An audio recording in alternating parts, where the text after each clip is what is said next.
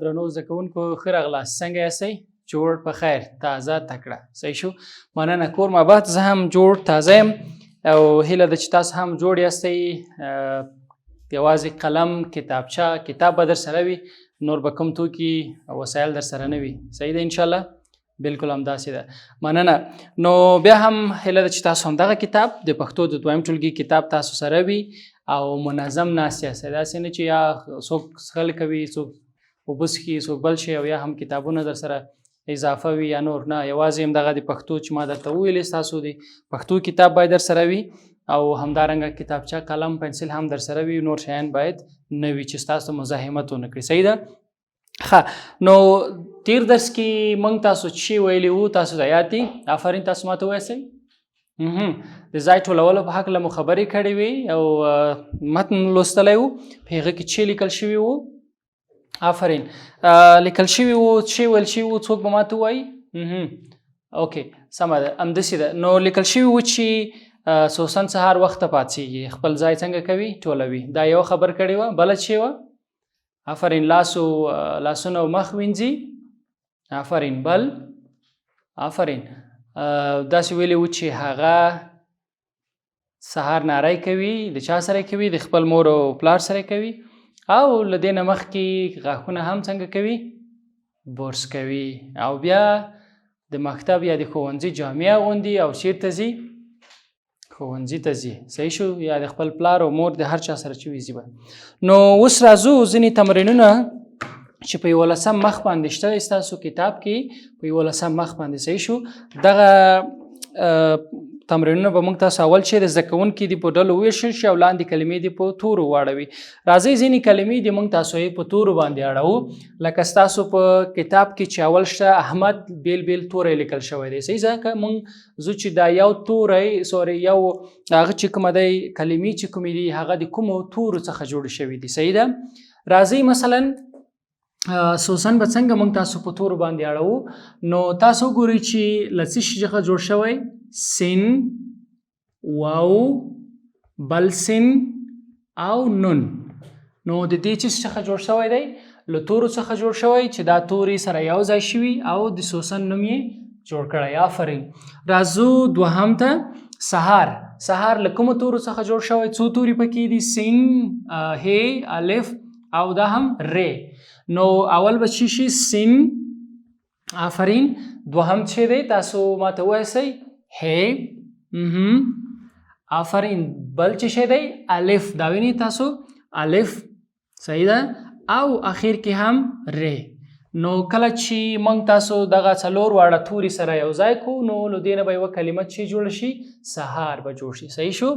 بل ټولګی یا ټولګي دلته لیکل شوي دي.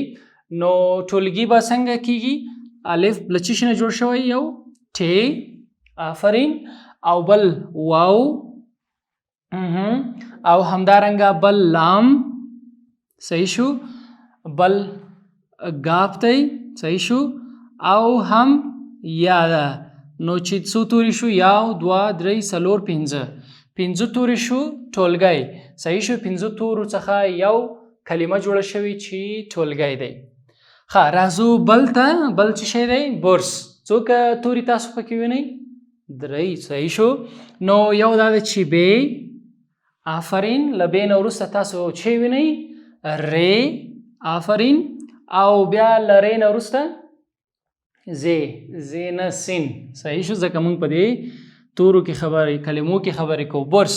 نو له درې کلمو څخه بې، ر، سین چې ته نه جوړ شوی؟ برس. صحیح شو. آفرین. راځو بل غاښونه. غاښونه. نو څو غاښونه لرو موږ تاسو؟ دا به تاسو پیدا کړئ. ښه. له څو تورو څخه جوړ شوی؟ آفرین. الف. یو غین توری پکې دی. بیا له غین نه وروسته الف دی. صحیح شو. آفرین. بیا څه شی دی؟ توري خو تاسو زده کړي وو. خین دی. او بیا واو دی. آفرین. له واو نه وروسته چې دی؟ نون دی. او له نون نه وروسته یو دانه ه ده. نو دا ټول شی جوړ شو؟ غاښونه. نو یو، دوه، درې، څلور، پنځه، شپږ تورو نه یوه کلمه جوړه شوې چې دا کلمه چې دی؟ غاښونه. آفرین. نو اخیری کلمه ده وګورو چې له څو تورو څخه جوړ شوی او ډیره مهمه با ارزښته کلمه ده چې هغه چې دی مور. آفرین. یو میم دی له میم نه بل وروسته څه شی دی؟ آفرین واو او له واو نه وروسته هم ری چې به ترې نه جوړ شي میم واو ری مور. نو دا ستاسو په کتاب کې شته دی 6 دانې کلمې دي چې څنګه به دغه کلمې په څه کې لیکو؟ په تورو باندې اړوو. موږ تاسو ولوستل چې څنګه توري سره یو ځای شوي او یوه کلمه یې جوړه کړې ده. صحیح شو؟ اوس راځو بل تمرین ته. هلته موږ تاسو ته لیکلي ځینې کلمې راکړې او هغه کلمې به څنګه کوو؟ په جملو کې استفاده کوو. صحیح ده؟ زه به دغه ایسته کړم چې موږ تاسو اوس بچي وکړو د خیره سره هغه جملو کې به جوړ کړو. صحیح شو؟ نو دلته خوري به هم استفاده کو. یو ځل به پاڅېږي نه شروع کو. پاڅېږي څنګه به وایو؟ مثلا څوک به په جمله کې پاڅېدل یا پاڅېږي. مثلا موږ به داسې وایو چې احمد سهار وخته له خوبه آفرین پاڅېږي. صحیح شو؟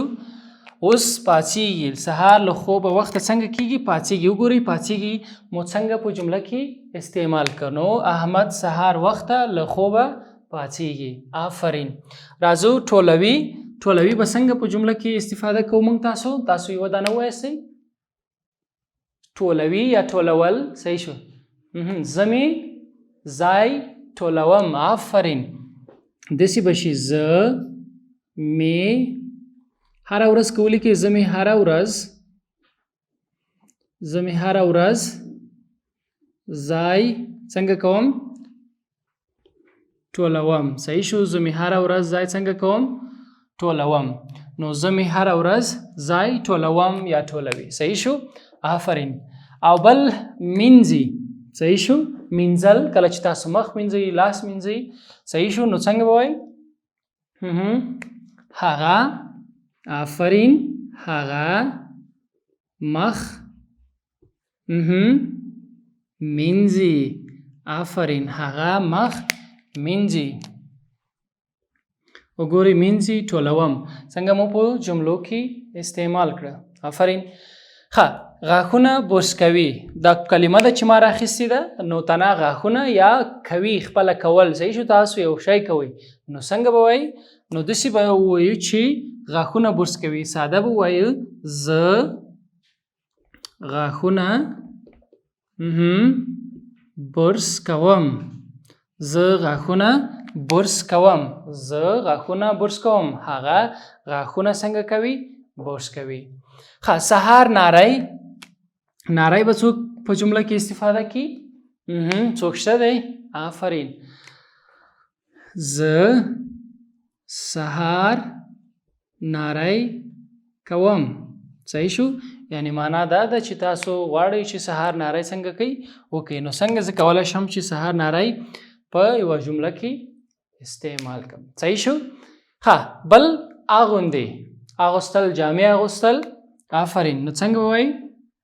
داسې وایم زه آفرین تل پاکې جامې اغوندم. زه تل پاکې جامې اغوندم. نو اغوندم یا اغوستل یو معنا لري. زه تل پاکې جامې اغوندم. هغه تل پاکې جامې اغوندي. موږ ټول تل پاکې جامې اغوندو. زما جامې اغوستل ډیر خوښیږي. زه ښوونځي ته جامې اغوندم. ښه کوي ما تاسو ته مخکې مې ویلي یو کار یو عمل څنګه به وایو؟ داسې وایو موږ.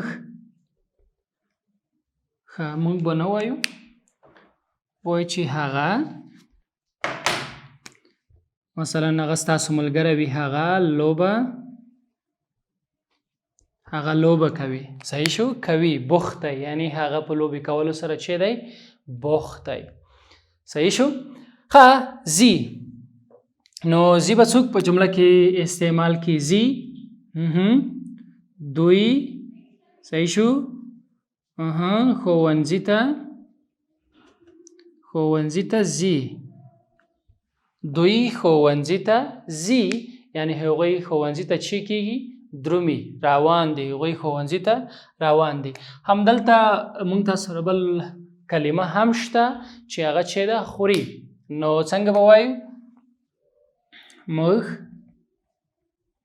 تاسو ډوډۍ خورئ که نه ډوډۍ خورو موږ ډوډۍ خورو هغوی ډوډۍ خوري دوی ډوډۍ خوري صحیح شو خوري نو دا ځینې کلمې وي چې څنګه موږ په جملو کې استفاده کولی شو تاسو به چې وکړئ د دې کلمو سره دغه کلمې چې دلته تاسو درکړل شوي دي په خپلو کتابچو کې به تاسو ولیکئ اول به کلمې ولیکئ له کلمو نه کومې کلمې به ولیکئ دغه کلمې به ولیکئ چې هغه تاسو ته په 11 مخ باندې دلته څنګه شوي دي تر لاندې یو کرښه کښل شوې ده هغه کرښه چې ایستل شوې ده هغه به په خپل کتابچو کې یوه ولیکئ او بیا به د هغو کتابچو دپاره څنګه وکئ یوه جمله جوړه کړئ تر څو مو چې جملې جوړې کړئ نو بیا به ستاسو د پښتو لیکنې شکل به هم څنګه شي درست شي ځکه که تاسو جملې جوړې نه کړئ دوه مسلې را پیدا کیږي یو خدا ده چې ستاسو به لغات یادېږي نه او یو لغات مثلا سهار ناری چې شته وایي نو د یاده به وتې وي بل دا ده که څوک تا ته ووایي چې سهار ناری ولیکه نو سهار ناری به مو څنګه کیږي د یاده ووځي نو له ټولو نه ښه خبر دا ده کله مو چې زده کول باید تاسو ځان سره کتابچه ولرئ چې استاد نن ماته چې ویلی هغه ځان سره نوټ کړئ ځکه که یو شی تاسو نوټ کوئ بیا هم تاسو سره مرسته کوي چې وروسته د درس نه یې وګورئ ځکه اوس چې کوم درس تاسو ته وایم تاسو په دې پوهیږئ چې استاد موږ ته کومې کلمې وویلې او هغه یې څنګه په جملو کې استعمال کړو خو خبره دلته دا ده چې باید تاسو ځان سره نوٹ ونیسئ له نوٹ نه وروسته باید هغه ولیکئ څو ځله ځکه که تاسو چیرته لیکل کوئ ډېر ښه مو یو شی څنګه کیږي یادیږي بله کورنۍ دنده چې تاسو دلته لیکل شوې ده هغه کورنۍ دنده به څه وي 11 مخ باندې زده کوونکي دې په لوست کې داسې کلمې پیدا کړي چې د میم په توري پیل شوي وي نو دا ستاسو بله کورنۍ دنده ده چې هغه توري په نښه کړي چې د میم په توري باندې څنګه شوي وي شروع شوي وي د میم په توري باندې شروع شوي وي نو دوه کورنۍ دندې شوې یو چې ما درته ویلې جملو کې به استفاده کوي او بل هغه توري پیدا کړي چې د میم په توري باندې څنګه شوي وي کلمې پیدا کړي چې د میم په توري شروع شوي وي دا زموږ نننی درس تر راتلونکي درس پورې مو په لوی خدای سپارم الله مو مل